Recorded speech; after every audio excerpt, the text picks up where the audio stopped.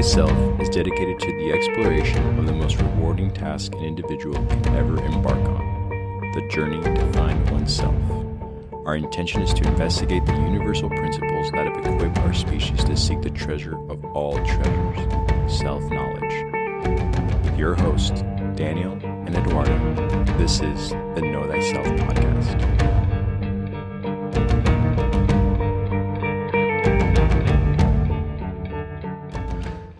All right, well then, welcome to the Know Thyself podcast. I'm here with Daniel. Hello. And I am Eduardo, and excited to continue this conversation, man. There's just so much to talk about, and I know that, part 2 for Pinocchio has been, quite a journey already, just because of everything we covered in the beginning and everything that is still left to talk about.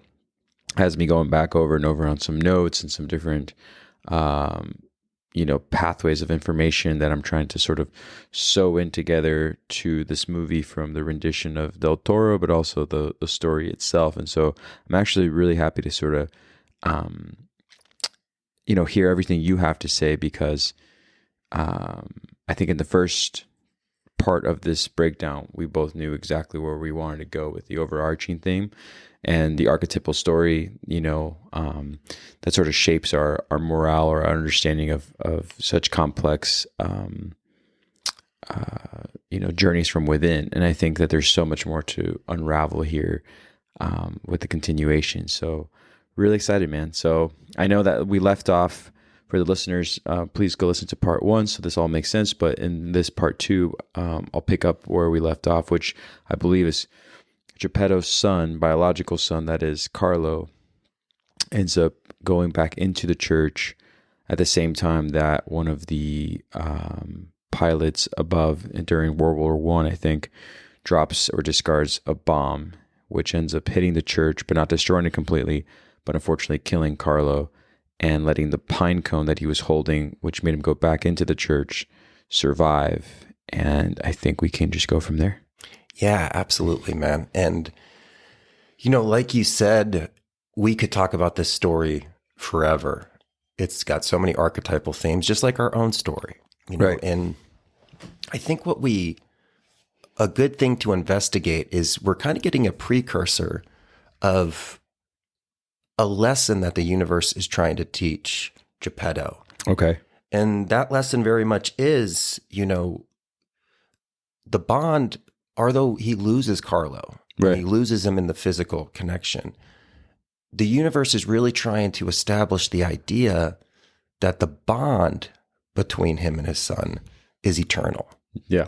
The idea of the relationship of father and son, romantic, long-term partnership, brotherhood, sisterhood, these are eternal. They don't actually belong and stay in the 5 sense reality. The experiences of our heart are carried over. Ooh, like that. So when we kind of think about that process, we always talk about like the game of Monopoly. Everything goes back into the box besides the experiences of the heart. And that's carried on over with us. And so Geppetto, as he's going through this spiritual evolution, has to come face to face with that idea that, it's not so much a goodbye, but until next time. Right. And so Well said, dude. we kind of think about this because we're all going to experience death. And in the moment, it is very tragic. Doesn't make sense. And we actually can curse creation, like we're going to see Geppetto do. Right. But when we really understand the evolution of the soul, and this is why we put so much energy into these conversations that we all carry, we really start to see the bigger picture. And we really start to see that there's some things that we just can't truly understand. But as we go, and we can go through these painful processes, at the end of it, we find peace, right? It's kind of like that quote we brought up a couple episodes ago. So if we're feeling pain, it just means that the cycle and the lesson isn't complete. But at the completion of it, we're whole. And that's what we're going to kind of see Geppetto. And, this is easier said than done. We can talk about strength with death until it like calls the name of a loved one. But if we can approach it with the idea that you are not your body, you are your soul, living through the body in this five sense reality. You know, we have this finiteness of ourselves. We can feel it. Our skin is thin. You know, there's things that want to eat us. There's bigger things than us. But that energy that beats your heart, that doesn't have a beginning or end. Right. And that's the journey of that we're all kind of looking to explore. And, you know, like personally, I have great connections with people. I honor our friendship more than anything. I have a great family. And, you know, I've got the coolest cat maybe in the universe.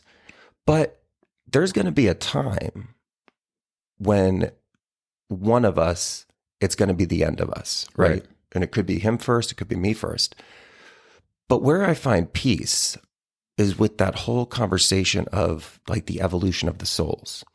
And so, especially dogs, cats, animals of like high intelligence, they're climbing the ladder to make the ability and the potential to be self-actualized humans, right? As you die, you always kind of transcend up and you evolve. And so when the day comes, and it will be very heavy, that I do have to say goodbye to Canoe, it's not a goodbye. It's, I'll see you again until next time, right? And so one of the connections that we've spoken about before, but it's always great to kind of go back to, is when something's shared as deeply in the heart, you have an eternal tie. And so just like if I was a dog or an animal of somebody, they are my spirit guides, right? And so I know I'm going to be a guide to Canoe when he becomes a human or she becomes a human, you know, because it could have variations. And so I will be there when the first time Canoe falls in love. I'll be there the first time that he, you know, has loss, and I'll whisper words of strength. And when we see this idea, we can really start to understand that we're part of something bigger here. Correct. You know, and so it really kind of gives us this like solidification, you know, and it's the motivation for us to study this information. You know, I need to study, build my character, build my spiritual discernment. So when I do go to the dance with death and I go and I, you know, pass that threshold, I don't get deceived by the false light and get sucked back into the matrix, right? I use my spiritual discernment and my inner light to truly connect to, you know, the ultimate creation. My connection to spirituality through death. And I can maintain consciousness through death, which is one of the big reasons why we study the esoteric and the occult. And I can transcend the archons, transcends the energy that tries to recycle cells back into the five sense reality. I will have that opportunity to be Canoe's spiritual guide, you know, and just like, you know, we all have loss. I had a very special friend and teacher named Drew. Drew, although he left me in physical form, has been with me forever. He was there when I opened Sacred Pie. You know, he was there when I meet the people that I fall in love with. And he's there when those cycles and patterns of love end. And when we really understand that the experiences of the heart are eternal, it's when we really can like solidify ourselves on this journey.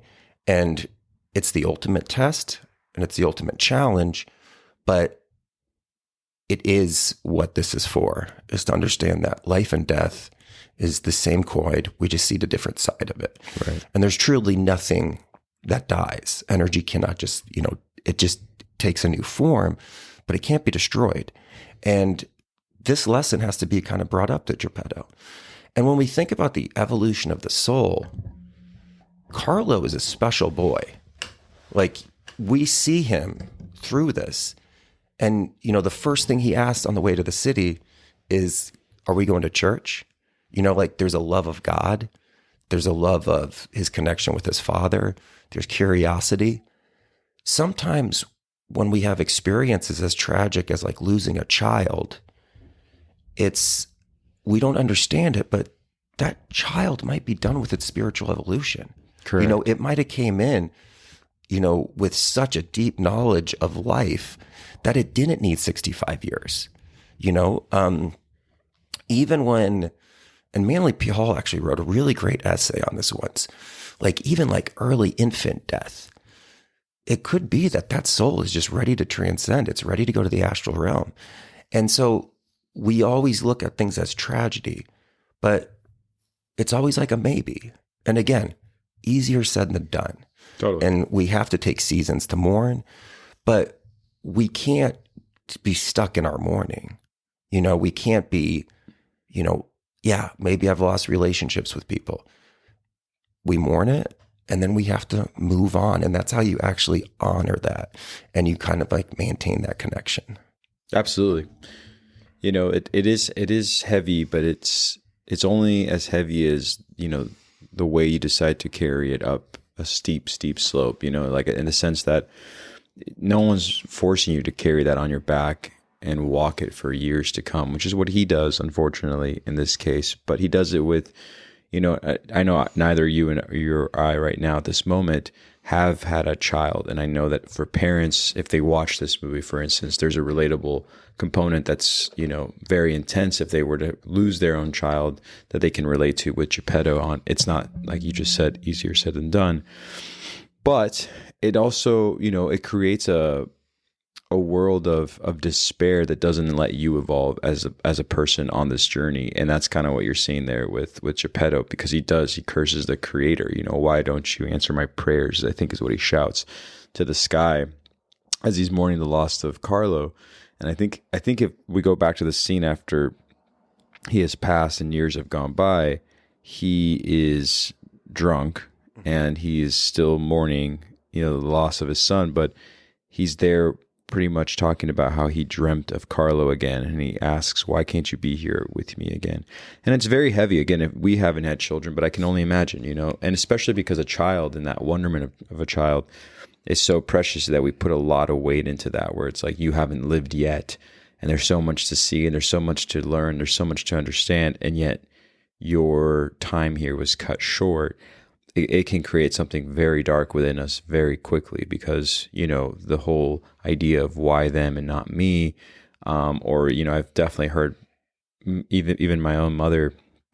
I mean, anytime I've ever mentioned wanting to buy a motorcycle, which one day I will, but she just hates the idea that she may have to go through a process that she doesn't want to go through, where I leave this earth before her.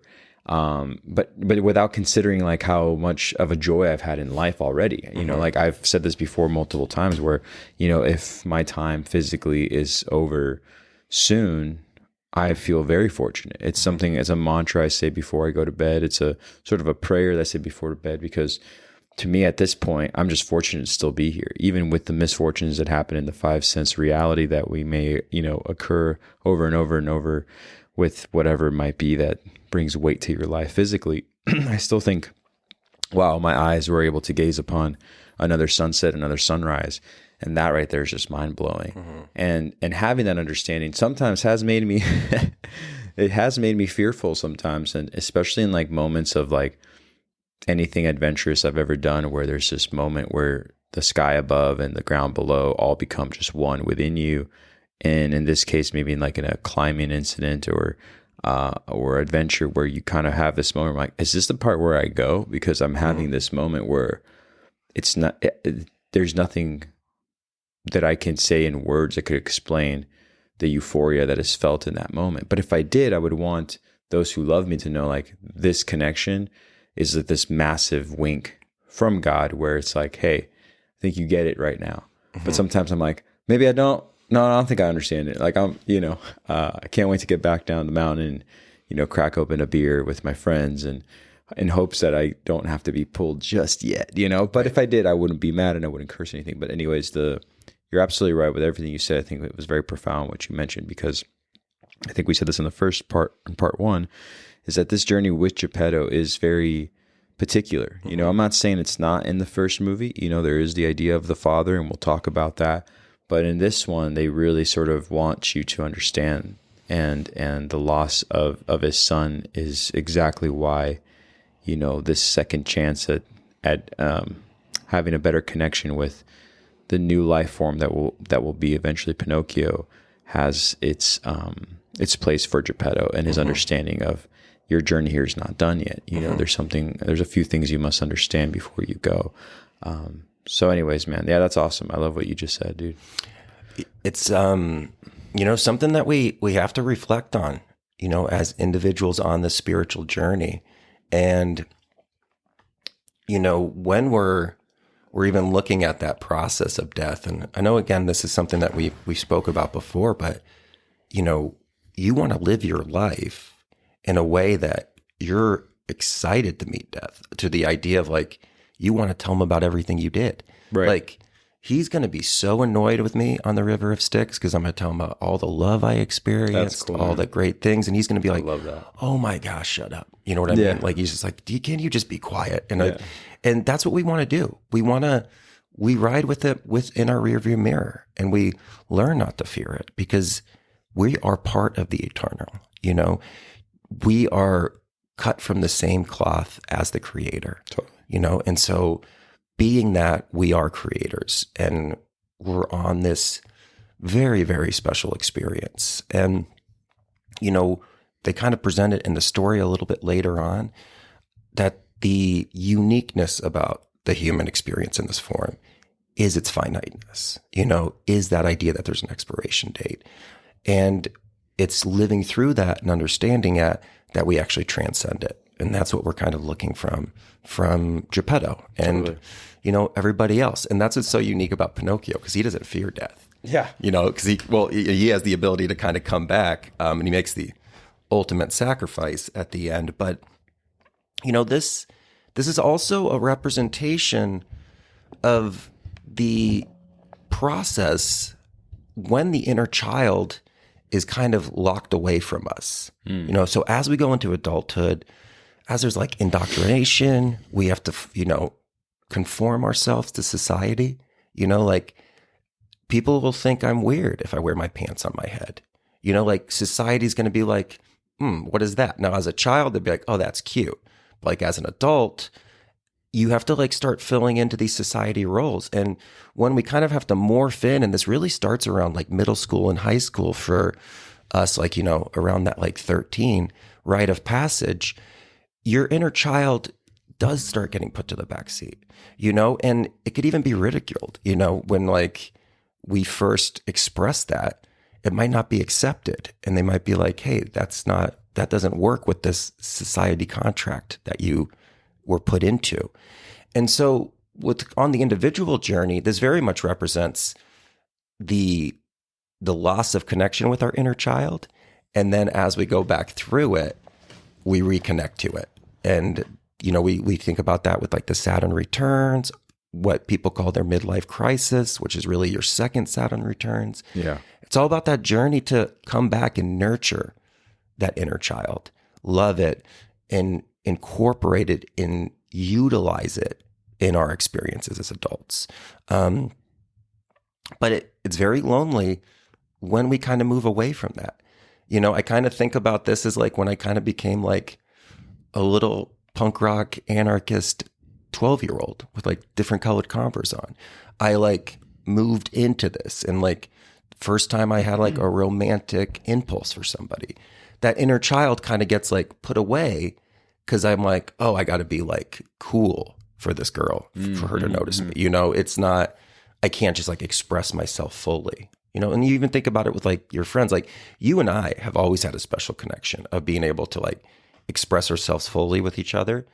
But that wouldn't always happen in our friend group. You know, like we wouldn't have that comfort to be able to do that. Like we could be very vulnerable and open with each other when we are together, but you have to put on a mask. And it's when we put on the mask of the persona to morph into our society and become something, we lose something about like our authentic essence. Absolutely. And it can be a very lonely, challenging thing until we like make this journey to reconnect to it and truly love it and raise it like our higher self, which is our child.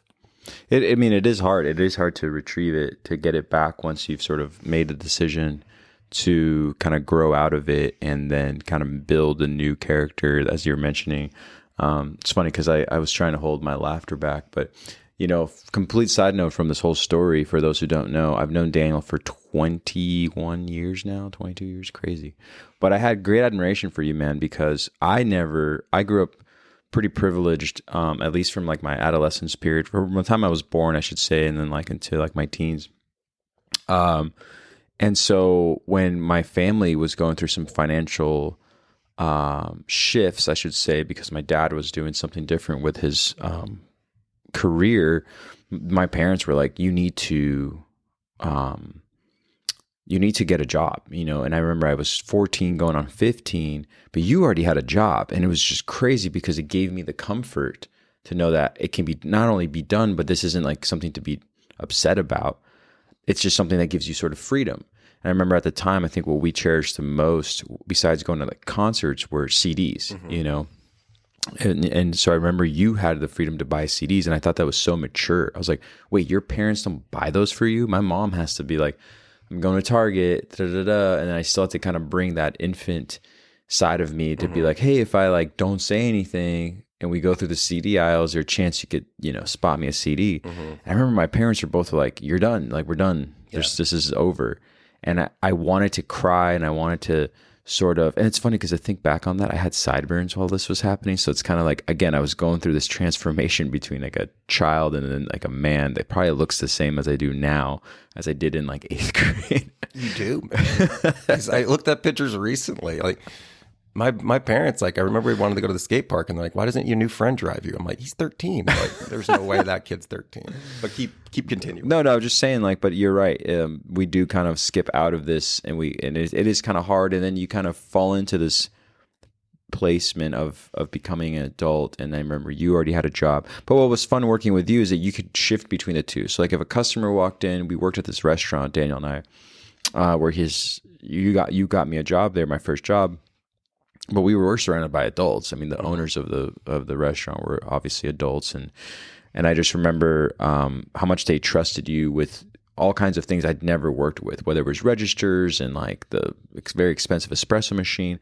But in between that, you could like turn around and like use like I think a jelly packet to do like a little skateboard trick with it, and I was just like, okay, we could still kind of have fun.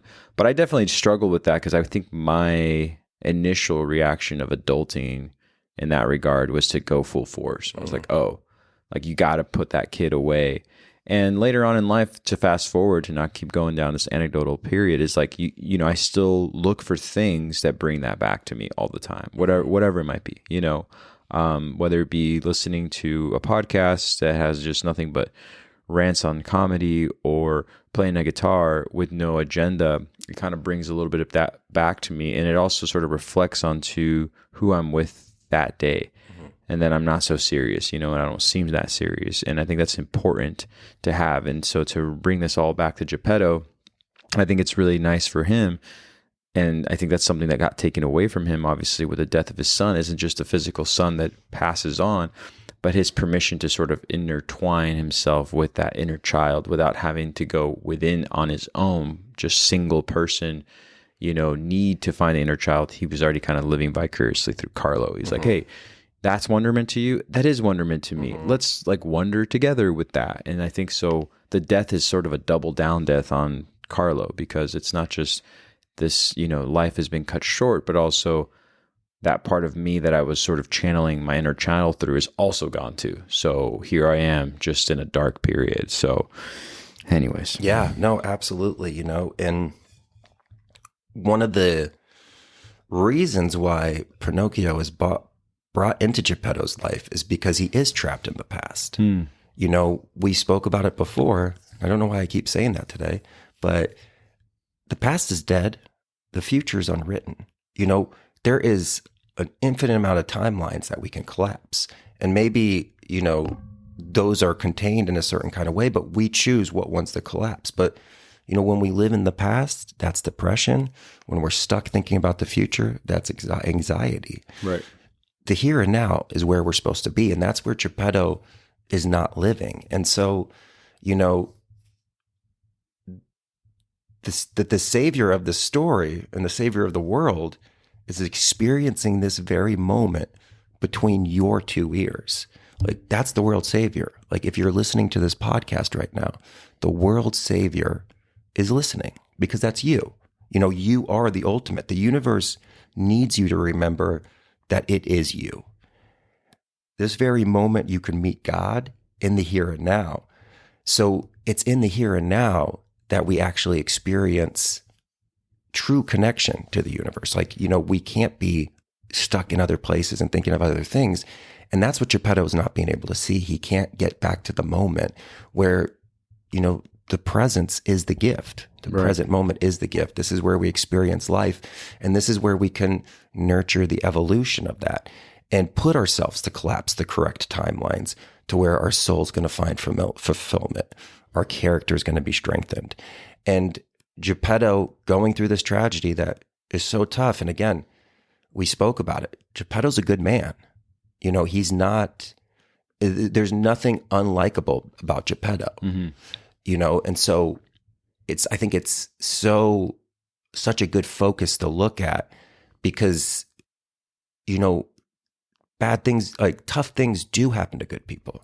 You know, it's not like that thing, like you are mean to somebody and then your car has a flat tire immediately after, you know? And so this evolution that we're going to see is getting him back to the moment, is getting him back to the idea that, you know, creation is evolving through you and it's looking through your eyes. And for consciousness to go through its proper evolution, you have to be in that space. You know, you have to be connected to the breath. You have to be aware to be able to use your spiritual discernment to make sure that you use your free will to the proper nurturing of what you are destined to become. Absolutely. Well said, man. Well said. And that kind of segues, and if I go too fast, you know, I'll go ahead and edit this, but, you know, that segues me into like the character that's going to kind of have neutral ground on that and not really a lot of empathy, if you will, for Geppetto's weeping. And in the moment that he's weeping and having this, you know, recollection of his son and the dream, and he's, you know, on a drunken, sort of like mourning period again, comes, you know, Sebastian Cricket, you know, Jiminy Cricket. And I like that as Jiminy Cricket declares that this piece of pine is now his home. He's like, this is my new home. This is where I will write all my stories. And this is where I will begin the journey of my memoir, I think, or my memoirs, or something along the lines of that. And then he hears Geppetto weeping, and he kind of takes a peek outside of the tree, the pine tree that he's leaning on, or the pinecone tree, and he says, "Oh dear." Like, there's just something about his way of looking at him where it's not so much that he doesn't have empathy, but he's kind of like, well, that's life, and that's just how it is, and that's sad that this man is mourning the loss of his son. But where was I? And he kind of just goes right back in. And I think that, not to say that the heart isn't connected to a higher level of consciousness or your morale, but it also is, you know, moving you forward to survive, not so much linger in the past, which isn't going to do anything for anybody. And you kind of see that really quickly with Jiminy Cricket's character, because, you know, from my childhood, I think very blurry from the original film, I was like, oh, isn't Jiminy Cricket just sort of this, you know, charming, friend of Pinocchio that's there to lead him, which he is there to lead him.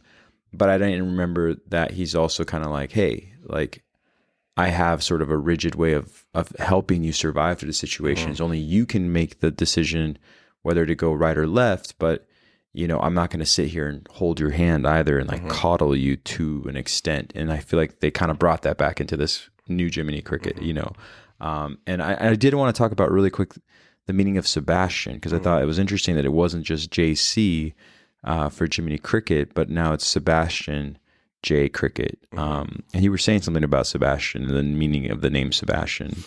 Yeah, you know, and especially because it is Sebastian J. Cricket, right? And that's the big thing, is the JC, because that's really the representation of Jesus Christ. Right. I didn't know that Jiminy Cricket was like a way to like curse in a nice like Midwest way. Right. You know what I mean? And so I'm totally going to start using that, you know? But it's Sebastian, its etymology actually comes to like reverence, you know, of like something that is of high value, and it actually has this deep connection. And what we kind of see with Jiminy Cricket is his connection to the representation of what he represents, which is the consciousness, like the awareness of this experience. And so as we meet all of these different parts inside of us, we see that there's multiple facets that have to go through evolution, you know? And so some people have to evolve their heart and empathy in this. And some people have to like evolve their strength, their consciousness. And when we meet this Sebastian Cricket, it's very much the consciousness through the ego, looking at my story. Like, let me tell you about you and like, listen to what I've done. And there's this like, you know, our kind of like our yearning for fame and to like distinct ourselves. And so we're going to see that evolution of Jiminy Cricket going from that ego consciousness to the Christ consciousness. And he really does make the ultimate thing because he's the ones that wish is actually going to finally tie this all together. And so it's important when we say consciousness, well, your consciousness could be on a low vibration, you know, so we do have to raise that up. We have to learn how the heart, you know, we have to build strength. There's some people that come into this existence with a high emotional intelligence, but if you don't have strength, you're going to be susceptible to getting, you know, deceived, and people are going to like rob you of your energy. They're going to see you as weak. You know, you have to stand up for yourself. You have to stand up for your values, you know. So some people have to bring strength. Some people have to explore their heart and learn to love, learn to care about others. But it's all like a multiple facet kind of exploration. Pinocchio is going to represent something. Geppetto is going to represent something. And we meet a very special character here with Cricket. And the reverence of where you can take your consciousness and how that is also part of that process. Because when we say consciousness a lot, we kind of think of like the universal perfection consciousness. Oh, right. But you're climbing back up to that. You're climbing up those 33 vertebrae to get back to that connection and that unity consciousness. But it's just like everything else in this experience, we have to learn how to use it. You know, we kind of talked that with like the Kundalini energy. You know, Kundalini is like almost like with our spine, it's like this electricity that runs through us. And we're going to talk about the nervous system in just a moment. But just like electrician, you know, you can burn somebody's house down if you wire it wrong, or you can light their house up. But it takes skill, and we have to learn the trade of what it is to be a conscious individual, and a conscious individual that is working with the greater whole to raise the consciousness of everybody else. And we learn that you do that by authentically being yourself. You know, we always think of like, what can I do to help save the world? You save the world by connecting to who you actually are and remembering who you actually are. And Geppetto's getting a little bit of a shaken waking up right now, which we all have experienced. Absolutely, man. Absolutely. Yeah, I mean, this is probably the first part in the film that you kind of start seeing a combination of already sort of, you know, not just what you're representing in regards to the consciousness, you're saying, you know, with it tied into the ego, because yes, Jiminy Cricket does sort of present himself in the beginning of this tale as sort of, you know, it's about me. And he kind of dismisses, you know, Geppetto's and sorrow. But soon after, Geppetto obviously, you know, curses the sky for, you know, or God or the creator for not, you know, listening to his prayers. And he decides to go on this sort of intense journey of cutting down the tree from the pine cone he once, you know, seeded from the hands that came from the boy that he's mourning. And so there's this whole very powerful resemblance there on all of that and the cycle that this is taking place with. But as the tree comes down, so does Jiminy Cricket with the tree. And as he's, you know, crying and cutting down the tree, there's also the moment where Sebastian describes the spirits that are sort of floating amongst all of us humans in the high mountains and in the forested areas, and they don't normally take a turn to sort of investigate the pain and sorrow of beings, because, you know, it's part of the journey, as we've already talked about. It's not something that is unique to just one person. Everybody feels this loss, everyone feels this pain, but something about that moment makes these spirits in the mountain sort of take a little bit of a turn and put a light a little bit onto the situation with Geppetto. So as Geppetto and his drunken, angry, tantrum cuts the tree down and brings it home and decides to say, basically, if the creator can't bring me my boy back, then I'll take it upon myself to bring what I have lost, physically, with my skill set. And so, this is the famous moment where he sort of starts to assemble Pinocchio like a madman, and Sebastian's sort of like afraid of all this dark energy that he may seem to feel from Geppetto because he's so aggressive on how he's assembling, Pinocchio. It's not like he's saying, I lost my son, but this, moment of weakness is going to make this physical boy. It's like, no, we all know that working with your hands and working with such a craft like wood takes energy, takes power, takes direction. And so he needs that fiery energy that he has in order to assemble Pinocchio. And of course, he's, drinking along the way. But in that whole moment, those spirits still follow Geppetto all the way back home. And so that's when we kind of meet the first of another worldly spirit that sort of decides to take empathy on Geppetto, right? And if I'm going too fast, man, feel free to interrupt. But I know we have a lot to talk about, so I'm trying to, sort of encompass all of this here. But I think that these spirits not only notice that he's in pain, but they also notice that maybe there's something they may be able to do for Geppetto. And I think in the original movie, it's obviously a fairy godmother, and here, very powerful as the images that Guillermo del Toro decides to use, because it's very interesting how, again, you've said this before, he combines this Western mysticism and also this Eastern mysticism and sort of this Egyptian imagery of like what a goddess may look like, or what, in this case, this spirit represents, comes to form. And, I know Sebastian's pretty afraid of it. And I think that's when the entity puts her hand on the wooden boy. And I think she says, may you walk the earth when the sun rises. Is that what she says? And this is shortly after, by the way, and something I want to talk about is when Geppetto says, I'll finish you in the morning, and he climbs the stairs and he just like stumbles his way down and just like passes out cold.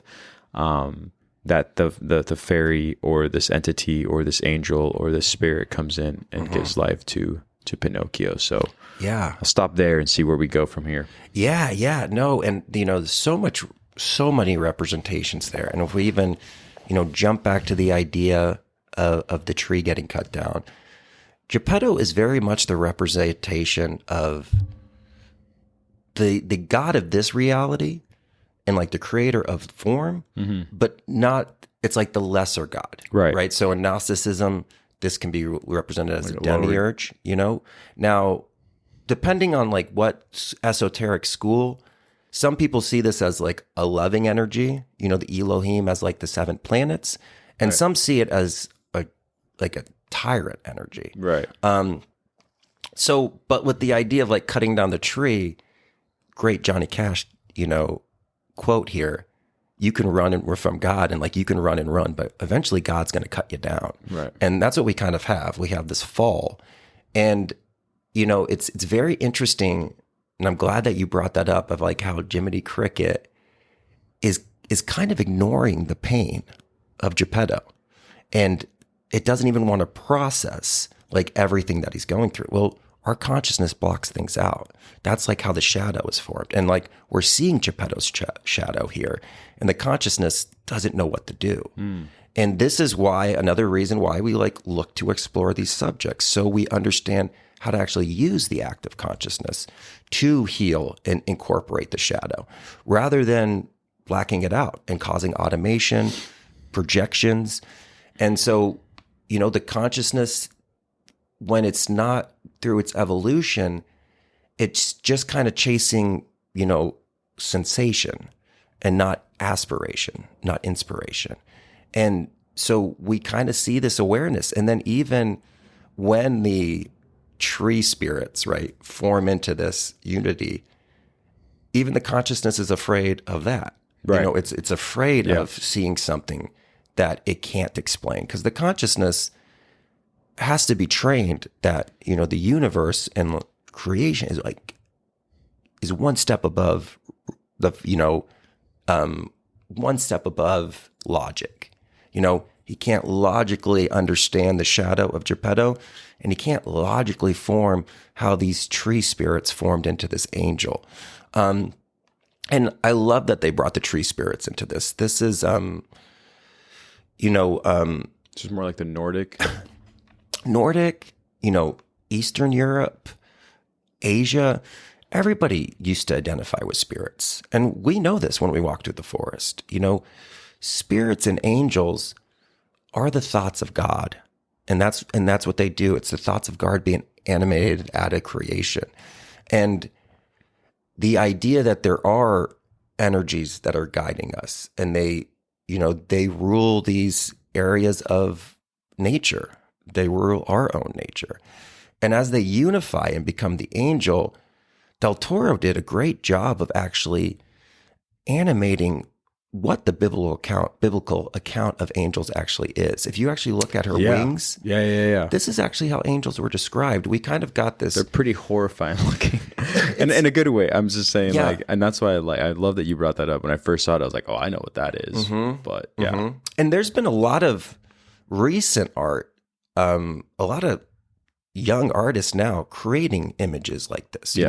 I think the angel that we see, that we think of like the child with the wings, or like the safe woman with the wings, really kind of comes from like the Renaissance. I think that's when that idea was kind of formed. But more biblical, accurate pictures of this are this overwhelming experience, and the consciousness was overwhelmed by this experience.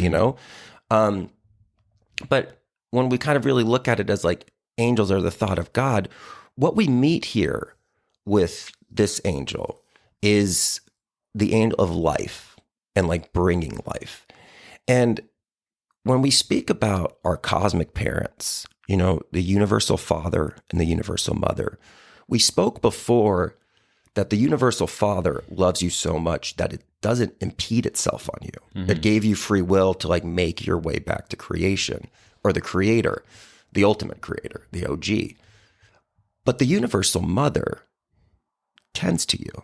It when you cry, it gets upset, and it comes to you to say, like, to heal, just like the mother does. If I would have fall down as a kid, my mom's going to come over and like rub my leg and be like, it's going to be okay. My dad's like, rub some dirt on it, and then my cancer rising is just crying, just to have the experience of crying.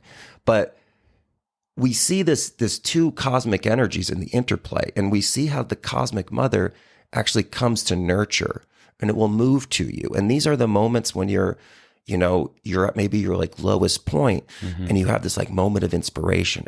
It's this mother coming to like try to heal and nurture you.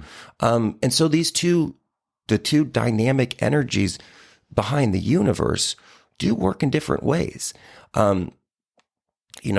We kind of look at, if we drop down from the cosmic mother and go to our next expression, that's Mother Nature. Right. Where do most of us go when tragedy hits?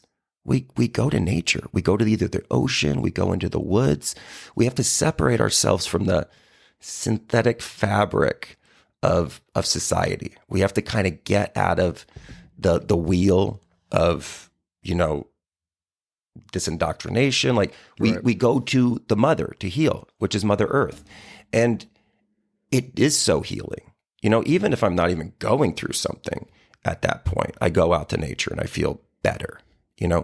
It's the interplay between these two cosmic energies. And we see the angel of life, and then we're going to see the angel of death. And it's very fascinating because they're voiced by the same actress. Yeah. Which totally ties together that life and death are just opposite sides of the same coin. And it gives life, and it's also going to, end life, and that kind of experience. But yeah, we do have that like special point when she touches Pinocchio, and we actually see the the nerves lighting up with this like blue conscious, life force energy. Mm-hmm. And it animates him and it brings him to life. And, when we kind of think about it, even when you like come across like maybe like a dead animal, why is it that we know it's dead from afar before we even like go up on it? Like you can see lifeless energy. It's different. It's like you just like consciously know that's the life has left that form. And just the animating factor, and it's going down his nervous system, and the nervous system is connected to the spinal cord. And so we're seeing the tree of life and how it brings energy throughout the body and how it moves through us. And it's all kind of coming from this wooden boy who's now getting brought to life. And I think now's a good time to maybe explore the concept of wood. Yeah.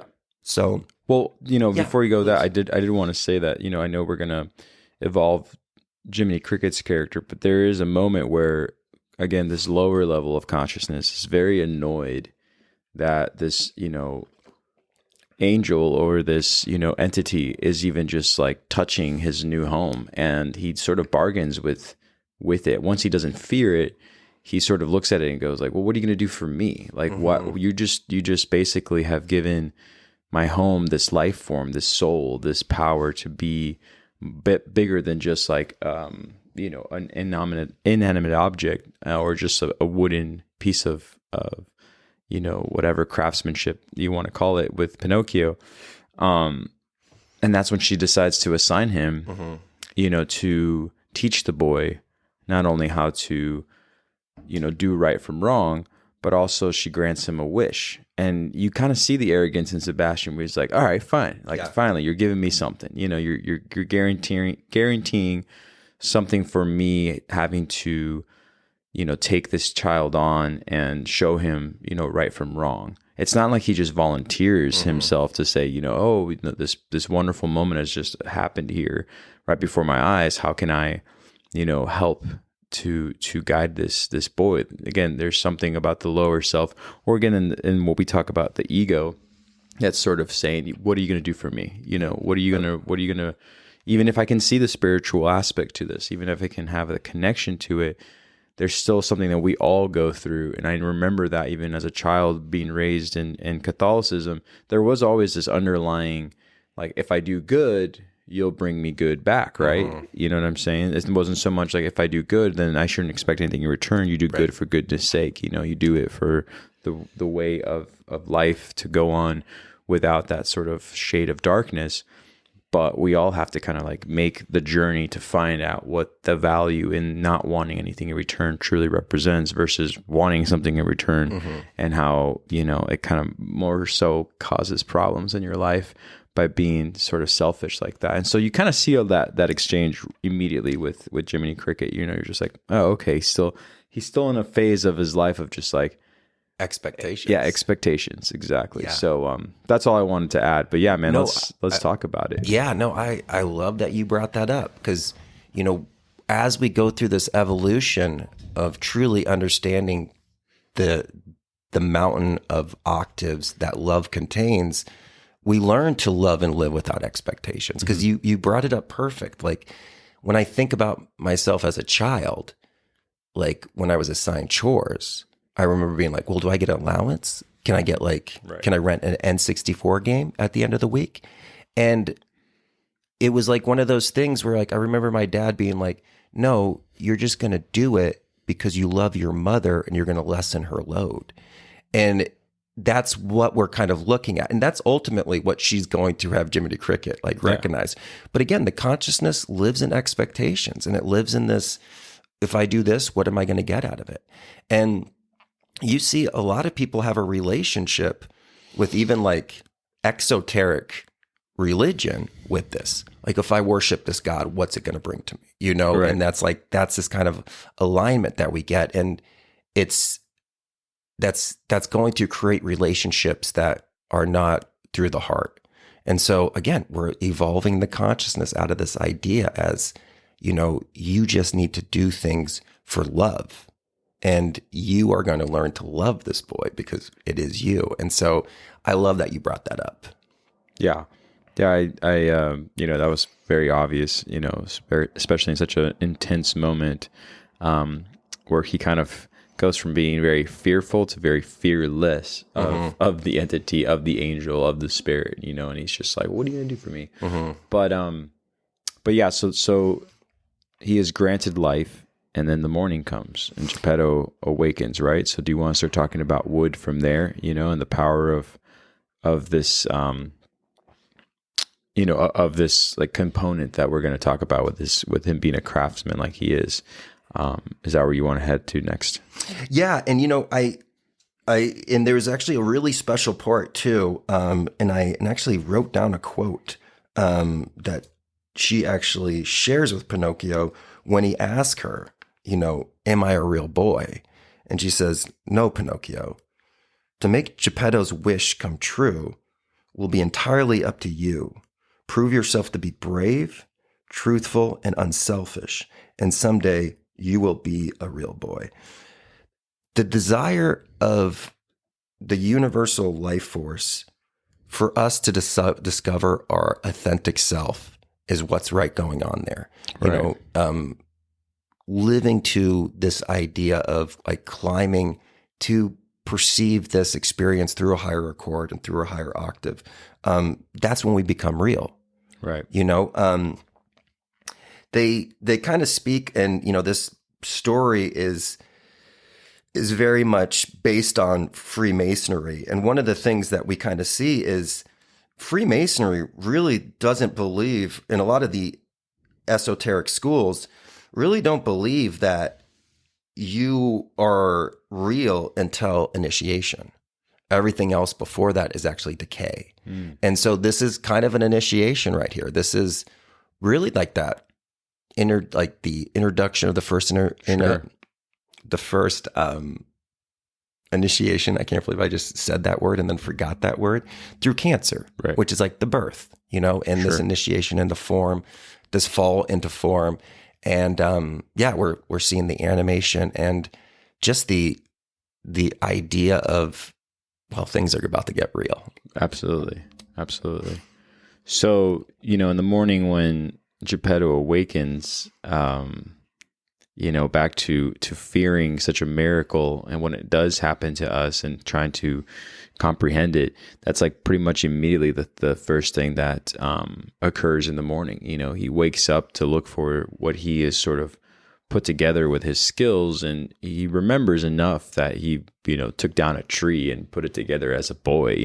I would hope that he did. It's a lot of work for one man to take on. But yes, he wakes up in the morning and the boy is no longer sitting where he left him. And he kind of looks under the table and he looks around, and he kind of hears a sort of bit of a ruckus upstairs, and he immediately takes to arms and threatens whatever might be up there.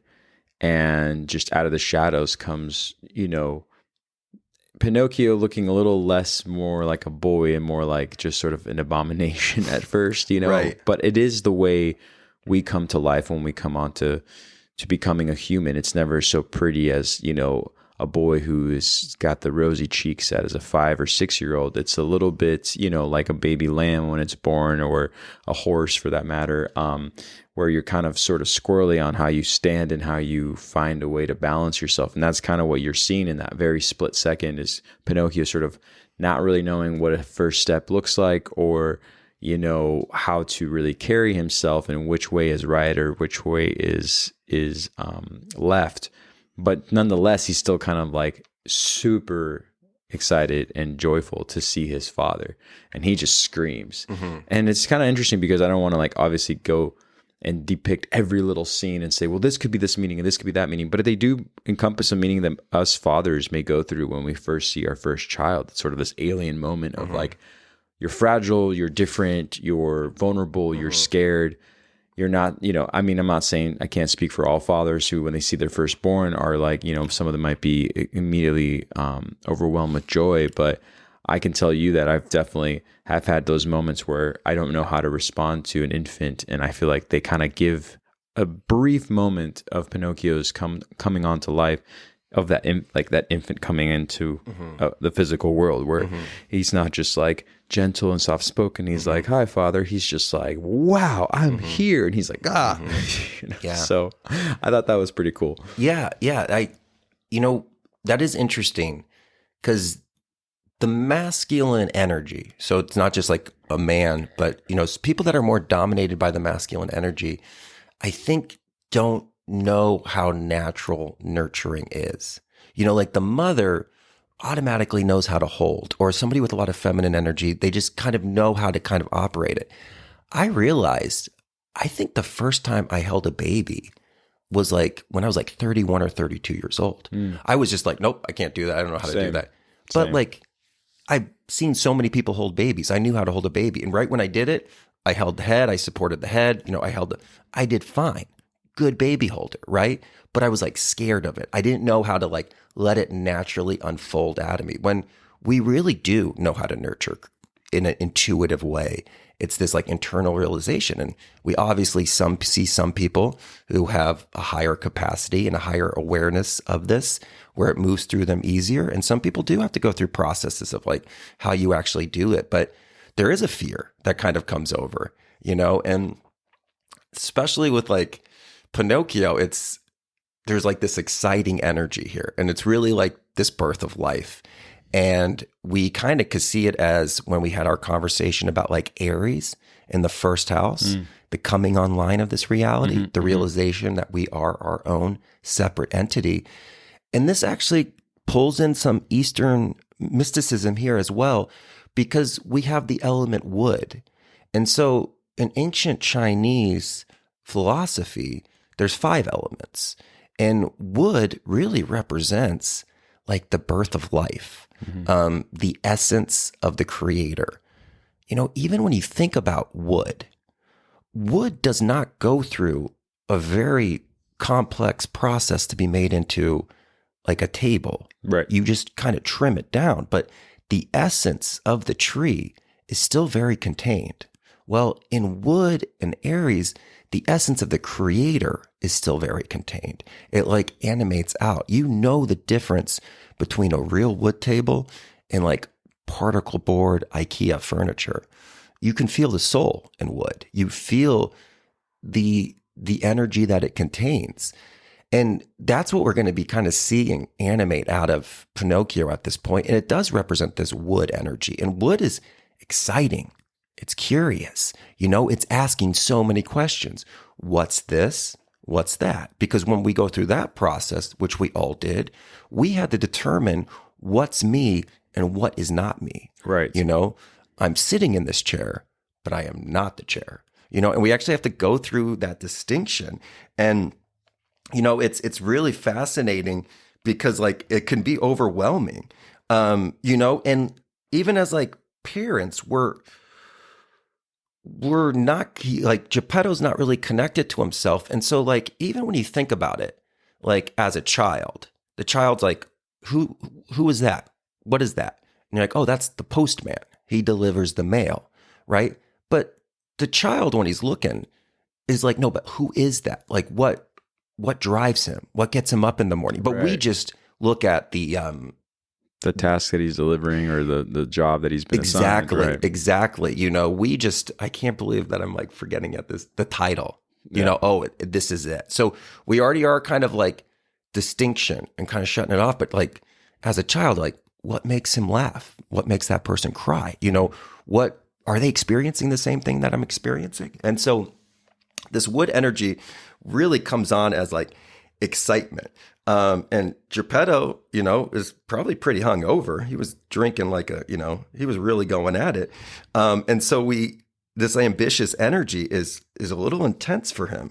And he kind of runs away from it too, which is always the dance when the inner child comes back. When really good movie that we did a breakdown on the membership page a while ago from was the Christopher Robin story of like Winnie the Pooh. Which is interesting because that's Jiminy Cricket. The older Christopher Robin, that's the same character who does the voice of him. But no way. Yeah. Yeah. So it's funny when you said that, I was like, oh, that's the same guy. So a couple different things of like repeat voices, Yeah. And we saw that in that movie too. Like they're embarrassed about their inner child coming Right. back. And he's actually going to go to church and he's going to leave his inner child behind. Right. And the inner child's just going to follow. And it creates ruckus because like we deny it at first. We don't want to experience it. We don't know what it is. Like, what is this waking up inside of me? But it's the essence of life waking up into you. You know, it's your connection with life. And that's what that wood is going to contain. And wood plays such a strong role through the remainder of the story. And, you know, we've talked about the esoteric value of trees before and how it was one of the original religions that tied people to the understanding of spirituality. But wood is so interesting because thinking about the process of a tree, how when it first sprouts out of the ground, it's weak. It gets stronger over time. This is a lesson for us. We have to get stronger over time. We have to, you know, push our roots down so we can actually have solid, you know, a solid foundation so we don't bend and break with the winds and the tribulations of this life, right? And so we put our roots down in the ground. We put our roots into hell so the tree can actually grow out of that and our branches can reach up to heaven. And this is part of the process. We have to go through hell to make it to the mountain of spiritual enlightenment. You know, we have to know who we are. We have to know where we came from. We have to know our essences. We have to understand the foundational principles to be able to explore these bigger esoteric understanding ideas of what this process is all about. And so wood and trees are going to be such this thing that we're going to see. And, you know, the idea too that Geppetto is working on a cross made out of wood and Pinocchio is wood. So Right. that idea of, you know, we're cut from the same cloth of the creator, that's going to be a big theme as well. That's going to be kind of brought up and how one piece of wood is loved and one piece of wood is feared, which Right. Pinocchio kind of becomes. And we'll look at that as that becomes a little bit more noticeable throughout the story. But, you know, exploring the wood element in Chinese, you know, mythology and even just like the idea, again, that it bears the signature of the original creation. And, you know, Geppetto in the original story, I believe, was a clockmaker. And so it's kind of that connection to Father Time, but we see him as a carpenter here, which is that representation of, you know, not only the story of Jesus, but a builder of life. And we're going to kind of see that throughout. But before, because we kind of just talked about Chinese mythology, you know, just a little sidebar. And I'm really looking to explore more about like ancient China and their esoteric principles. We really lost so much in the 1950s when ancient China was destroyed. And we moved into, you know, with the Great Leap Forward and everything like that. And so hashtag bring back ancient China. I know, man. I mean, the whole communist movement, how it blocks everything you're bringing to the forefront is part of that fear that we've sort of locked doors to wanting to connect with in order to follow order and discipline, because that's something you're going to see within a lot of this movie with, you know, fascism and why an undisciplined mind is a bad thing, because an undisciplined mind wanders, and wandering can cause a lot of harm for those who have wanted to dictate or stick to one only philosophy that makes the one country, you know. And so I agree. I think it's a good way to tie that in, because you're going to see that within this movie pretty much off the bat, you know, because and if I may, do you want me to continue on like what happens next? Yeah. And I was going to say, the lead get led when we think about alchemy. So, but please continue, my guy.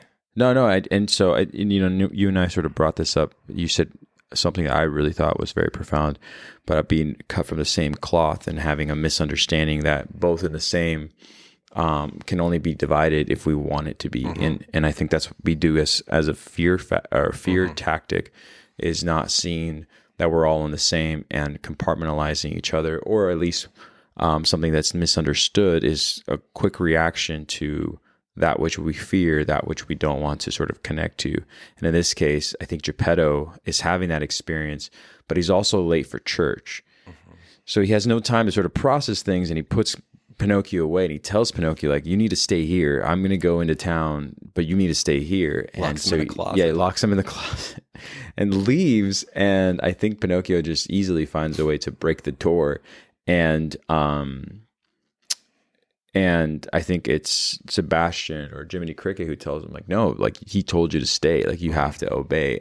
And this is the first time you start to realize that the joy that this boy and the wonderment that it carries through him and his soul overpowers no matter what Jiminy Cricket says to him. You know, because you would think, man, a talking cricket, even though he's a boy that just came online, doesn't know the difference of what is what. There's still someone there telling him, like, hey, don't do this. But he's just like, he never says no to him. He just goes with his heart. You know, he's like, I'm going into town. Like, I'm going to see what more there is to discover. I just discovered this little woodsman or this craftsman's wood shop and all the things that are here, but there's got to be way more. Right. And my appetite is, you know, very, very much not satisfied yet. And so he goes into town.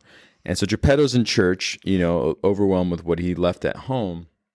And as everyone is, you know, praying and having or participating in the ceremony, or sorry, in the mass, rather, Pinocchio walks in, uninvited, sort of intrudes into the church, I believe, and notices everybody is sort of kind of doing their thing, and immediately I think they just stand up and point at him and just ostracize him pretty quickly into just thinking like this is some sort of demonic entity, you know, walking amongst us, you know, without taking any consideration for what it might be or what why it's so curious. And, you know, there's not even something he's done yet to get that kind of judgment of him being evil. It's just immediately like, this has got to be a bad thing, which is so natural to not just the time in this regard with, you know, the Roman Catholic Church and condemning people without really knowing or understanding the differences that we all may carry, but the intentions that all might be the same. This is where you have that separation where, you know, Christ himself would have said, like, you know, give the boy a chance. Yeah. And even the priest is like not trying to calm anyone down, saying like, well, let's give the boy a chance. You know, it's just Geppetto has to kind of jump up as the father and sort of go, okay, this is my time to defend him. Otherwise, these people are going to rip him apart.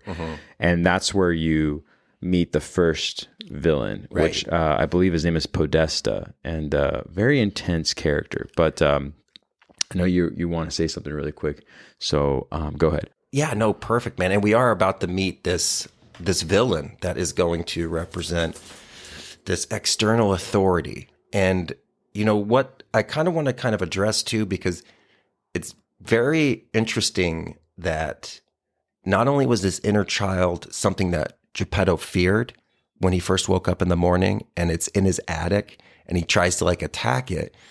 He tries to attack it, can't do that. And so he tries to lock it in a closet. He tries to lock it away. And, you know, you can try to hide the inner child, but the inner child has the key. The inner child is going to be able to escape out of any, you know, closet that you put it in, a skeleton in your closet. But that key is also the key of your salvation. It's also the key that's going to, you know, make us immortal in the spiritual sense. And so when we do lock up the child, it will escape, and it's going to get your attention through projections in this five sense reality. And when the inner child is not loved and guided in an intellectual, you know, governing way, the projections that it pulls into our life and the experiences it attracts to us are usually very damaging to the self and even very damaging to the community. And so, you know, a lot of the collective trauma and experiences that we feel, what is actually going to represent by the World War I, which started the story, and the World War II, is this idea that Geppetto's not the only one that's locked away as inner child. You know, it's one of those things, as we do it, we bring more damaging projections into this reality. And that's what wars are. That's what, you know, all these things that we experience that is the opposite of love is the collective projections of hiding their inner child away. And I think it's fascinating that, it kind of shows the inadequacy of modern day religions. And we're going to kind of see it with like Catholic, and especially around this time of, really completing the spiritual work, because your shadow is denied. You're right. The priest wasn't like, oh, this is a part of you that you need to incorporate. It looked at it like it was a demon. And you think about even how, modern religions approached things and clarified them and declared them evil. How could what you do in your bedroom with another consenting adult be evil? So this thing of like this pure essence that Pinocchio represents is this idea of the things that we hide because we think we're going to kind of get judged. Right.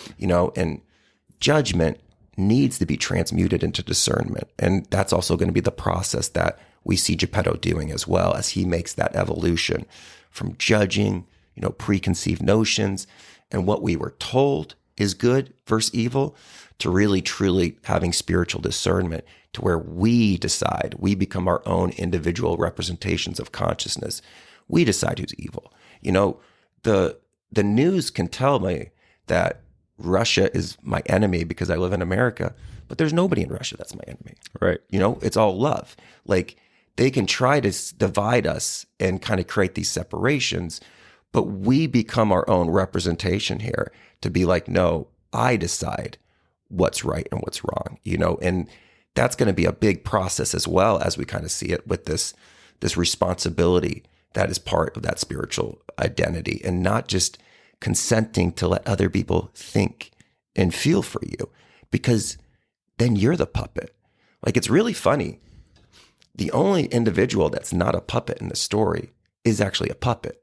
Pinocchio plays, he's doing his own rules. Yeah. He's not controlled by strings and society. He's just animating himself and trying to learn how to like unfold that. So really interesting that the real puppet is actually the one that is like liberated from that. And if you think about it, so many of like strings are always on us in society. And sometimes the puppets are controlled by strings, but sometimes we see it with like politicians and people who push narratives that they're not so much puppets with strings.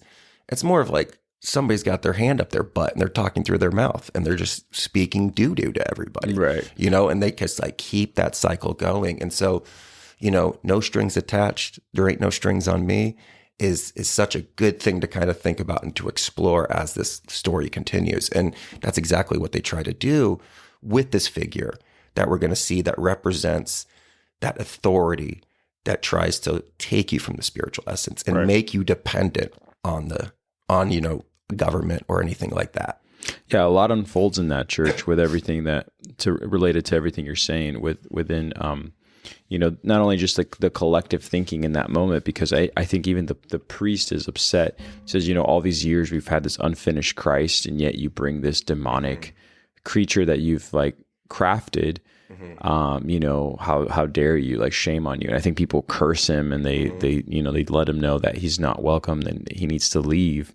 And you would think, in the house of God, that would be the one time he would have an opportunity to feel accepted. It's like, oh, I'm walking in, with eyes wide open, but quickly I see for myself that the village itself is not for me and is completely against me. But again, as you just mentioned with the no strings attached, he is a representation of something that everyone who is now already collectively wanted to join a single thought has to feel, rattled by it, because they're just like, what are you? How can you have such undisciplined and such, free thinking within our little,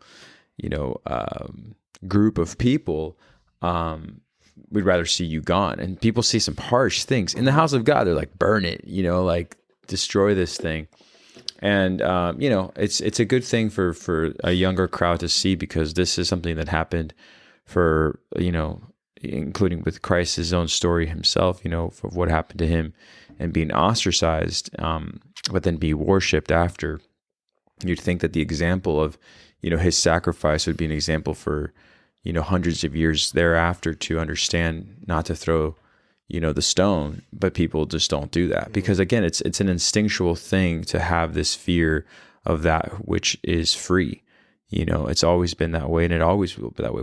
We witnessed it as children in school, and they use words to repurpose, what you might be doing as, not having some sort of control over your behavior or not having the ability to know from right or wrong. You're just a child, but right from wrong. You're not causing harm so much as you are just exploring your environment. And if you explore too far outside the box, well, we know that, there's punishment to be or punishment that will occur from such thing. And so there's a whole lot of things that get unfolded and unpacked in that moment. But, Geppetto now as a father has to sort of make this decision to go, well, I did create this life form and I did bring this life form into existence. So he takes him home to sort of kind of teach him, there's boundaries, there are going to be boundaries and there are going to be people who are going to tell you, how to live and how to be. And I think that one of the first things he introduces to Pinocchio, and I might be going too fast or skipping over some stuff, but is saying tomorrow you'll go to school and tomorrow you'll learn. But I forget there's something before that, right? Yeah. Well, the I'm like blanking on what the like authority leader or that government official is. I'm blanking on his name, but they Podesta. Actually, oh, okay, perfect. That's Podesta. Podesta. They actually come to his house. They come to his home, and he comes with the priest. And one of the unique things is you can see the heavy bags under the priest's eyes. Yeah, that life force is left because it's sacrificed itself to material gain. Yep. And it's following this, and we saw this. The Catholic Church supported Hitler. We hear about like all of these great things that the churches say about like what they do, but like there's a lot of starving people and they sure have a shitload of gold. Like when you see the Pope, you're like, is that a religious leader or is this a 2 Chainz music video? Right. Like they've got bling bling. So we're starting to see the decay of organized religion, and how it needs to die and be reborn. We need to go through this process of rather saying like, this is what a sin is and this is what good is. Like, right. No, if you're not hurting somebody else and you're not robbing them of their, property, which could also include their body, you should be out there to be able to be authentically blossom who you are. And we're really seeing control. And it's the two representations of the control of state and the control of the state and the control of the church. Right. To keep people attached to their strings. And they're going to come and they're actually going to tell Geppetto that his son has to go to school. And different than the Disney variation, because in the Disney variation, the boy comes online, there's this miracle, and he's like, okay, let's go to bed because tomorrow you got to go to school. And you're like, Geppetto, what the hell is that, dude? Like you just had a wooden doll come to life and you're like already like pushing it out to go to school. Like, what the hell are you going to do all day, Geppetto? Like you don't want to hang out with this new wooden thing. I was like, what a weirdo.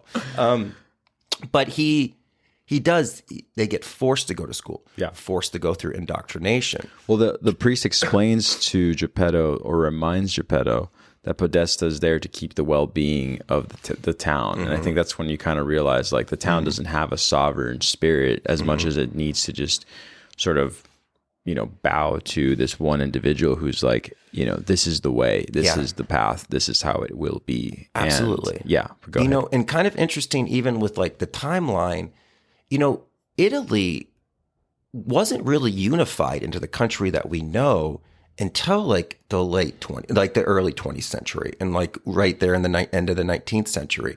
So this idea of nationalism is very new in Europe. Like we think of nationalism like it's always been a thing, but nobody ever used to identify with their country. And we're really going to see how that's kind of used to create this idea of we think we have like dependence on an outside power.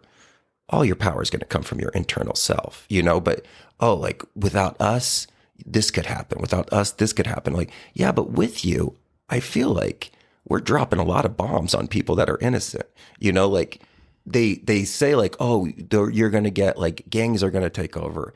You start to look at it and you're like, you're just the biggest gang on the block. Yeah. You know, like what they can kind of get away with, and like the revolving door candidates and human trafficking, things like this. Like we really kind of start to see the evil that's kind of presented, but it's presented again with roses. But there's a lot of decay under there. And we can actually see that decay in these characters. And you can see that life force leave people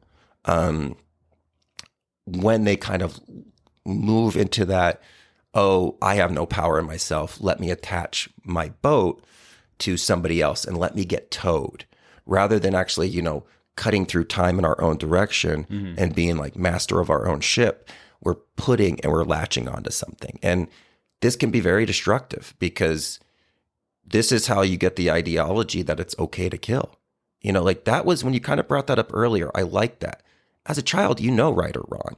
It was kind of perplexing when it was like, oh yeah, you don't kill unless they live beyond this imaginary border, this imaginary line that actually doesn't exist in reality. If they're beyond that, you can kill them, you know? And it was like, at one point it was like, you know, you can kill Eastern Europeans. At one point it's like, you know, people from the Middle East. It's like, there's this justification that all of a sudden natural law is transcended by man's law. And we have the movement to put man's law above as like ruling it. And this truly is like the idea of Satanism. You know, we talk about Satanism is not this like idea of like what you see on True TV about like, you know, 13-year-olds like sacrificing a cat or something. It's this idea that, you know, man like is like overcomes spirit and it like controls it, when really we learn it to learn how we can like evolve it. You know, that's the difference between a white magician and a black magician. Right. So we see the ultimate black magicians working, which is tyrannical governments and religions that don't bind you back to the truth, but bind you back as like slavery and like, you know, control. So again, we're seeing the puppet masters.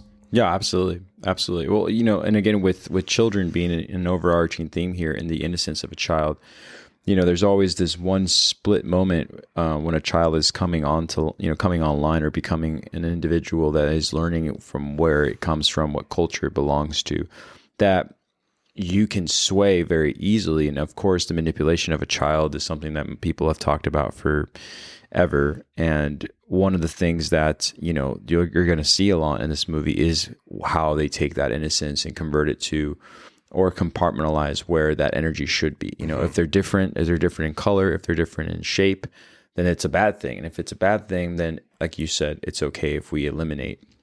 And you see this right away with you know, not only Podesta, but Podesta's son. I mean, he's already kind of showing signs of like, well, you're different, therefore I can be a little bit malevolent towards you. And I think it happens when Pinocchio, the adults are speaking about school and what they're going to do with Pinocchio, and that's the priest and Podesta and Geppetto. Pinocchio just wants hot chocolate and sits by the fire, but not knowing yet what the potential fire can do. The little boy that is the son of Podesta is like, why don't you put your feet in that, you know? And then before you know it, you know, Pinocchio's on fire. And the little boy, he knows better. You can see the deceit in his eyes. But he's only acting on it because, you know, obviously the influence of his own father is showing him the way of, if it's different, if it speaks different, if it looks different, then it's probably not your friend, which is terrible, you know, as we all know. So anyways. No, I love that you brought that up, and just that influence, you know, of the idea Pinocchio is now crossing the threshold and he's meeting, you know, we think about the first 6 houses as like the me in here. Right. So he's like crossing over to meet the me out there. And we start to see ourselves in others and we start to see opposites. And this is a really important thing of how do you deal with differences? You deal with differences as loving variations of the universal life force. You know, you teach your children to understand that we're all in this fun house, right? In creation, the universal life force is the light. That's like, we all have like our own little angle here. So that universal life force, although it's the same, is like bouncing off mirrors in a very unique way that's going into our eyes to perceive this life. Right. But everybody else has a different position. And so we really want to cherish this idea of variations, you know, conformity is death. We need to be able to authentically evolve. And we see how we create. Right. We're kind of taught to, police each other when somebody's different. And we see this in early school with like teasing and bullying. Right. We can ostracize others. Now, I think these new generations are doing such a better job of acceptance. Like even as a school teacher, I was so blown away. But they're also manipulating this now in a different way because of that pendulum, and they're filling these children with things that children don't need to be processing. It's not that, we can't talk about same-sex messages, marriage, like same-sex relationships, but we don't need to be talking about sex with kindergartners anyway. Like, let them mature, go through the rite of passage, and then we could teach them, like, who you're attracted to is fine, as long as they're consenting and it's safe, and you're not dominating and being aggressive and, they're of age. But the idea, like, how we're utilizing this acceptance, we're pushing it in a very much like manipulation way. It's kind of this fascinating thing that we're kind of even exploring with this idea of like, generated hate and how we are kind of taught to hate. And it's through these experiences without right direction that we understand how people get violent. We understand how people can ostracize. And, it's kind of interesting, and we'll get to that point, but when these boys meet again, they have a great connection. But before that, there's like this idea where they're like talking about war and they're like, oh, I love war. I'm not scared. And Pinocchio says, I love war too. And his nose doesn't grow. Like he truly did love war. And like our relationship with that of like, oh, do I love beating myself up? Do I love, these self-defeating thoughts that I have? Do I love these attachment to negative emotions? And we really kind of learn that this is a process that kind of comes in these foundational, fundamental years of childhood, and why it's so important to, raise a child to be strong, healthy, and like loving. Because if not, it's a really hard program to go back to.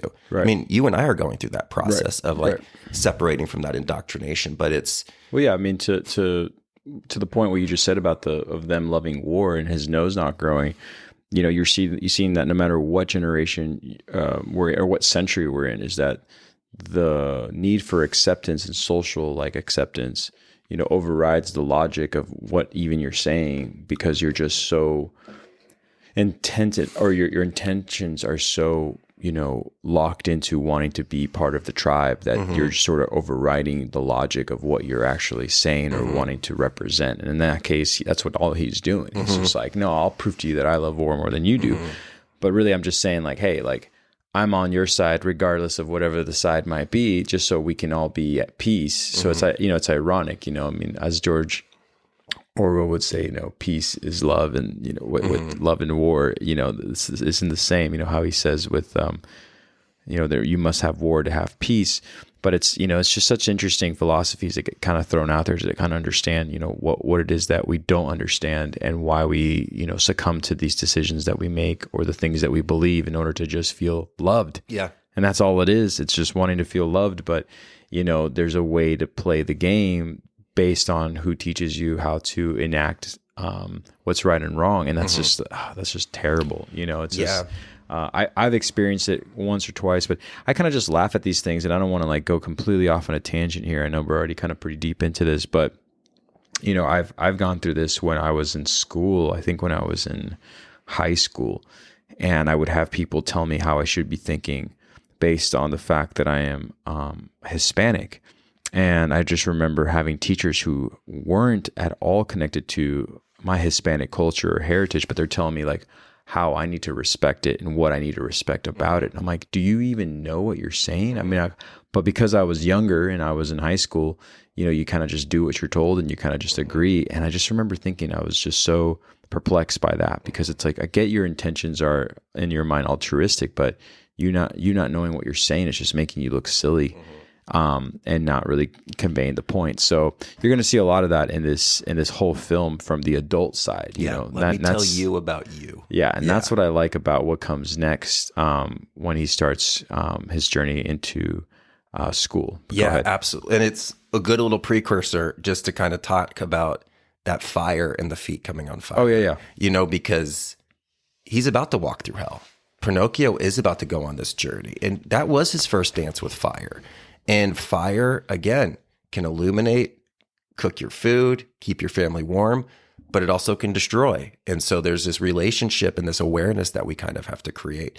And again, it's the idea of bringing this inner child up and tying it with the intellect, taking the intuition and the intellect coming together, which is discernment. And, I think it's really good that we see the first lesson that he's presented with and the idea of even death and rebirth, because he actually has to get new feet the next day, but his new feet are an upgrade because Right. Geppetto's not all like drunk right now making, Pinocchio. So he actually like spends more time crafting the feet. And we even see like Pinocchio's like excitement about these new shoes that he's walking in, and like this evolution. So we even see very early that the idea of like death and rebirth and this understanding that we kind of have to go through hell. We have to walk through the trials of life, and it's a heated moment, but that's going to get us to where we need to go. And so it's that first it's that first fire initiation that he had, and also the fire and the mistrust that I can't trust everybody outside because now he's been deceived. It's like his first dance with like the trickster archetype, Right. and that's also very perplexing for a child. For the idea like, oh, there's people out there that would want to hurt me, or people that would do this. You kind of learn about strangers and stranger danger kind of thing. And of course you want to teach your child to be safe and to protect itself. But this idea that like, it's us against them can be very damaging. And so we kind of see this first idea of like influence coming in and how we can get influenced to get ourselves into trouble. Sure.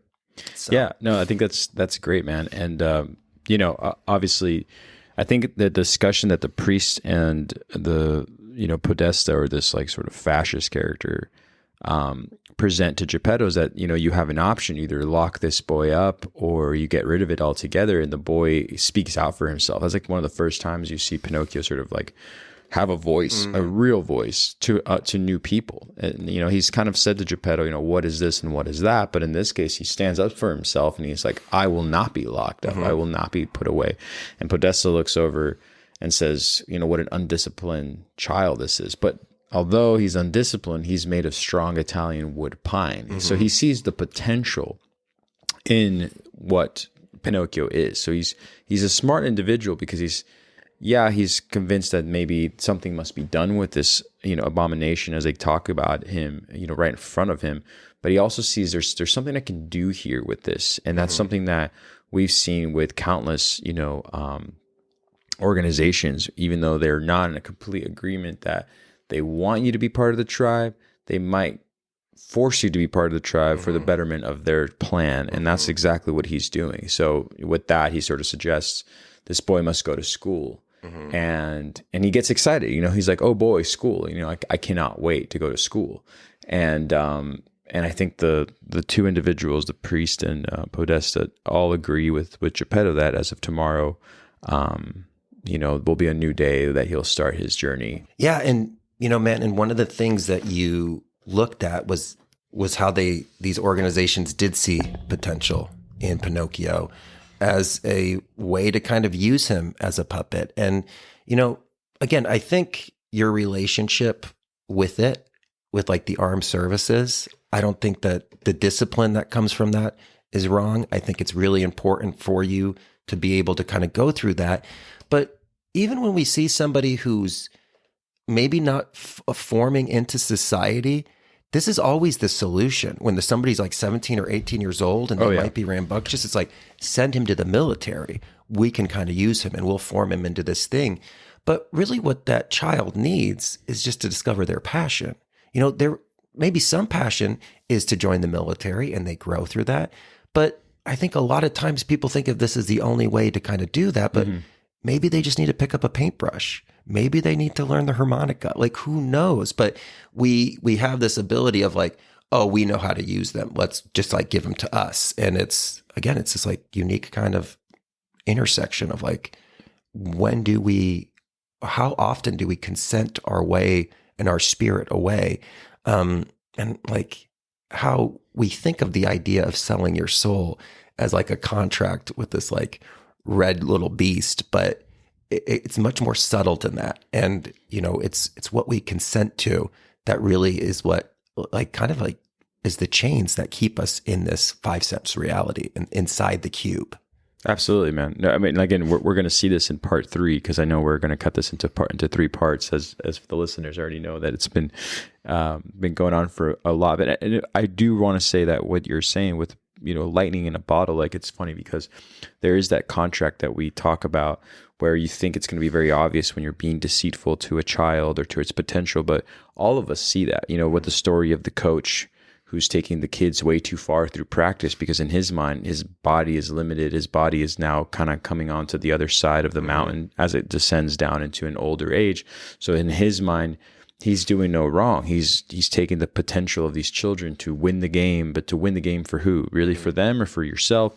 We do this all the time to children, and it could be for many, categories, including, the starved mother or father who wants their child to be an actor or child actor and take that energy. And I think it's interesting because even people who are not spiritual at all can agree that there's something about this potential energy and its glory and where it can go and how far it can go. Yet they may not want to discuss, whether or not it's something about where we actually have descended from and why we are these walking stars. But there's a way to benefit themselves with that, and you're going to see that with a lot of these adults, and this being the first. But I want to hold off on all that for the next episode, because again, we're going to see a lot of that in the reference to a star. But that the last thing I want to say before all this, and I want to talk to you, and obviously you already know what's coming next, is the night before his day at school, him and Geppetto go to bed.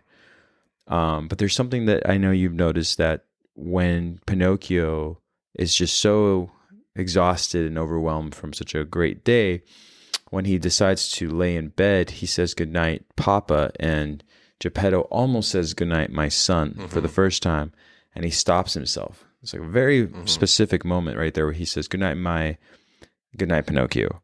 And you can kind of tell that he's still not ready to really understand what his journey is going to be, or what it's going to be about, with him accepting this newfound love and this newfound individual that's not necessarily replacing his son, because it's not. It's a whole new person. It's a whole new journey. It's a whole new story. But to Geppetto, it's still kind of like an unknown territory. And go ahead. Yeah. Oh, no, I completely agree with you. It's, he's denying his creation. Yes. And we do this. Yes. We deny our creations because we are the creators of, what we pull into our lives. And a lot of the times it's blaming it on others, or just not even understanding that the cycles and patterns of our life have actually like brought this negative experience into us, or this damaging experience. And so, people deny their creations, and they also sacrifice their creations for physical means. And we kind of see this when like the really genuine artist kind of sells out its craft to make more financial support. Right. Or like you brought with like the child actor, these parents are feeding their creation to wolves. Right. Harvey Weinstein and the casting couch, like these children go through trauma. They go through, traumatic sexual abuse and all of these things, but it's for this idea of like famous, and we'll talk about that. Yeah, like, and profit. Why be right? real when you can be famous? Which is like that great quote that comes from actually the new Disney movie that I did not watch because the new Pinocchio Disney movie, like the live action one. Yeah, I haven't seen it either, and I don't want to. Yeah, but because the thing is we've watered it down so much that now it's like the stories used to be based off of archetypal experiences. So it's something in your soul. Now it's on like modern day social issues. There's no connection to it. It's void of any kind of significance that like ties you to it. Like again, the old Star Wars movies, that's Egyptian mythology. Right. New Star Wars movies, that's like baby poop in a trash can on fire. Yeah. And we're seeing that, and we're actually seeing the collective deny it. Disney lost money last year. Marvel lost money last year. All of these big companies that are taking these really interesting stances are seeing that it's like not getting a response. Yeah. Well, they'll have to make a decision, because I think it was either Jung, but I heard this in a lecture, but it's Jung and Nietzsche that said that when, religious and spiritual like entities sort of fall away from society's way of being guided morally, they'll find it in archetypal stories.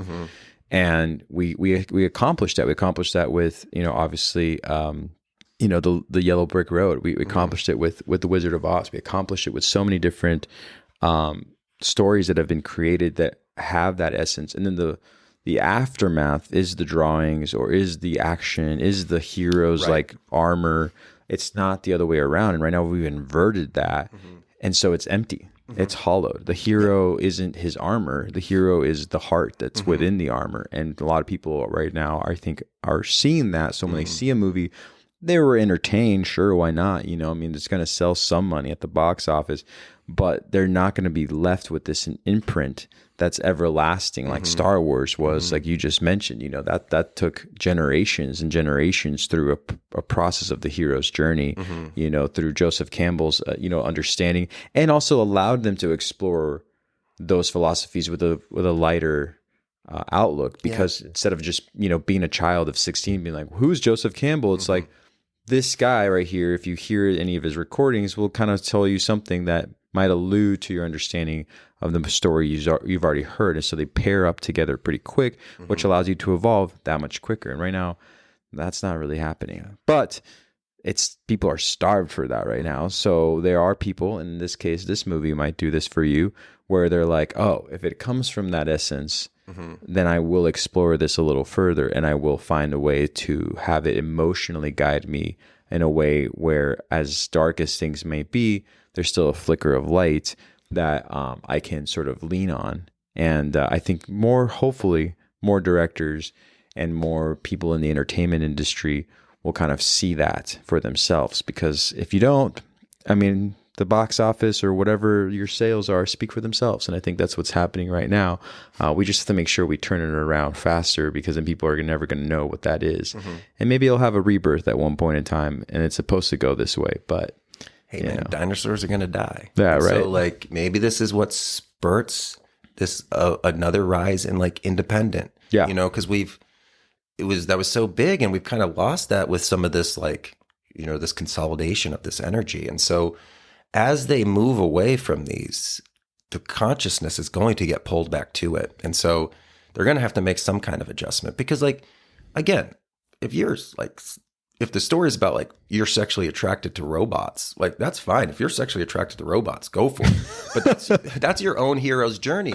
But not everybody in consciousness has this challenge of am I sexually attracted to a robot or not? It's pretty quick. If I see a robot, I'm not sexually attracted to that. Right. Boom, hero's journey's done. We don't have to play this out of this idea of acceptance. If that's what you want to do with a consenting robot in your room, go for it. You're not hurting anybody. Right. You're not impeding. And that's what we have to do is authentically grow. But it's getting so hyper focused. And again, the news does this, because wherever they point their camera is what the news is. But everything's influenced. Have you ever noticed when an article comes up, it's people outraged in this community by this Jesus statue. And you're have you ever had the media come up to you and be are you outraged about this? Never. I've never been asked by a news reporter, right. I'm taking a survey of who's outraged. Who the hell's outraged? And the thing is 5 minutes old. That event just happened. How did you collect data that people are angry about this? Right. They just tell us this, and then you see people, and you're well, I'm a person, so I should be outraged too. And this is how they foster this. This is how they keep the pendulum going. Absolutely. And then if you're not outraged, now you're the resistance against the people outraged. And resistance is part of the assistance of how this cube works and the matrix works. And that powers their pendulum to create the energy. We have to understand that as spiritual students. We talked about ancient China before, right? When they did the Great Leap Forward, 100 million people died in China. Hitler took out 20 million, which is a complete travesty, right? We learn about the travesty of Hitler. we don't hear about Chairman Mao's 100 million people. Right. We don't even talk about Stalin's as much with 50 million people. But 100 million people were killed in China. And so hopefully, that was such a rich spiritual community that I like truly believe that there is like Chinese mystics of like long generations that retreated into the highlands of China.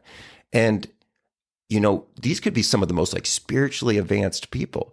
And I truly do feel that there is like energy that does that because you can't kill creation.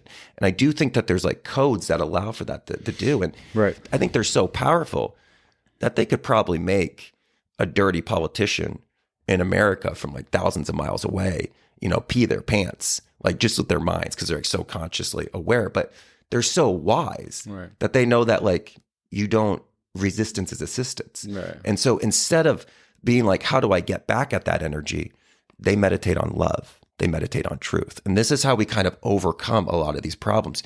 You don't fight the cube in the cube. You rise above the cube. Absolutely. And so. Yeah, I think, to make your point and to sort of like not go off, completely on a tangent, because I know people will then sort of try to categorize this whole conversation as to whatever they think we believe in.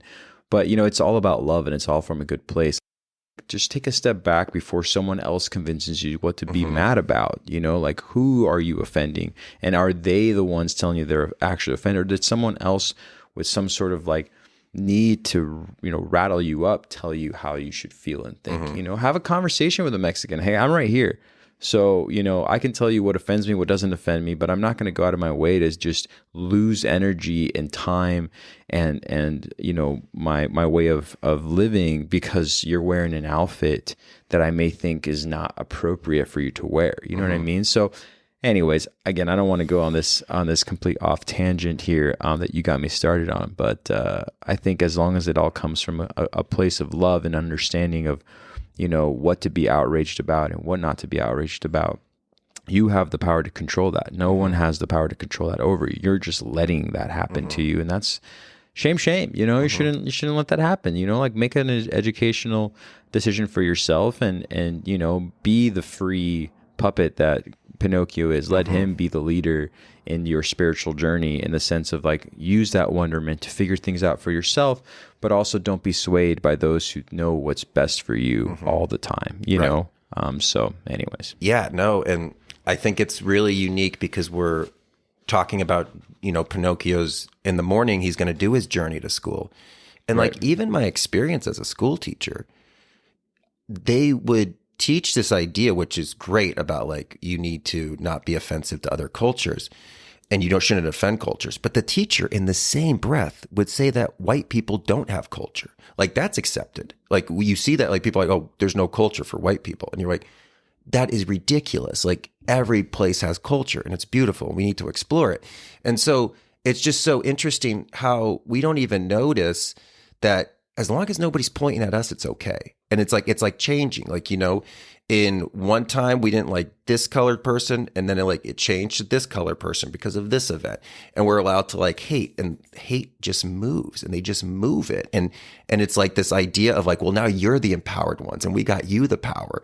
And it's just like, how often are we going to just see that not only do they have strings on us, but they got our hands up our butt, and they're talking through our mouths. Right. Yeah. And we're just regurgitating. That's really what it is, just regurgitation. It's not really an informed opinion, but yeah. Anyways. Oh yeah. And it's so interesting, like seeing what the top, story on Google is, and then go throughout your day and listen to how many people are mentioning this and like speaking in the way that there's like, oh, well, I'm an intellectual because I read this, but it's really like right from the horse's mouth. And we just like neigh it away, and just like speak it. And so, I think that one of the big stories of Pinocchio is about liberation. It's about sovereignty. And when we think about the pillars of what this spiritual experience is and how we actually elevate the soul to handle death correctly, it's the uncovering of unconditional love, it's objective truth, and it's spiritual sovereignty. And Pinocchio is such a great lesson for that. And we all have to be reminded that like, you don't have representation. Like your actions are your representation. And when you get spiritually aligned, and as your thoughts, your feelings align with your actions, you're proud of them and you love your son of creation. You love what you bring into this world. So you can say, good night, my son. And Right. you can do it with love and pride. And that's what we need to do. That's what sure. right action is. It's the mind and the heart coming together to push out into creation and take our God-given right of being a creator, because our Father is the creator. Absolutely. Oh, I love it, man. You got me all jazzed. And that's how it should be.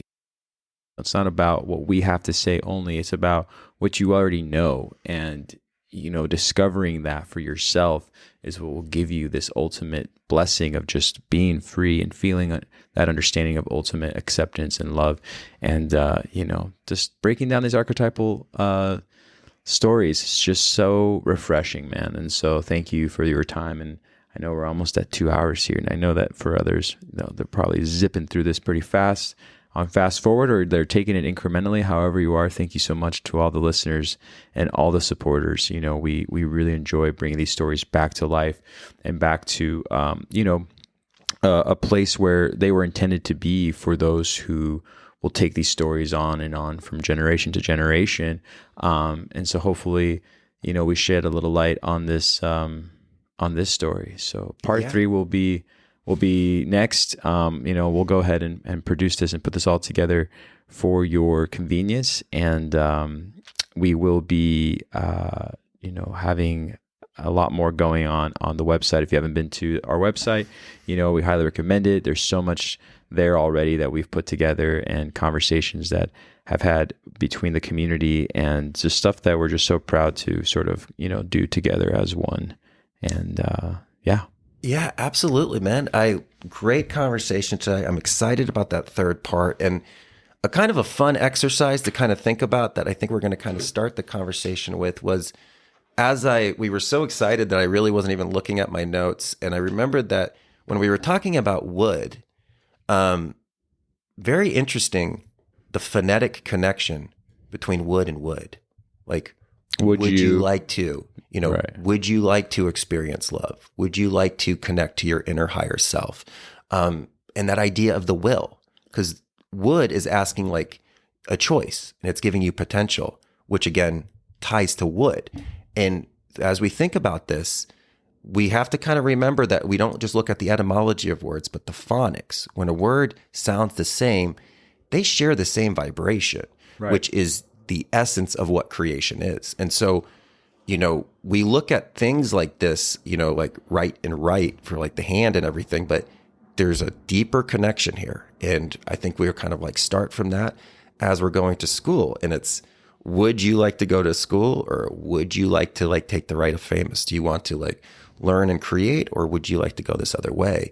And we'll kind of follow young Pinocchio through this journey. That's a good way to end this, because that will be part 3, and where we will pick up where we just now left off. So awesome, man. Love doing this with you, dude.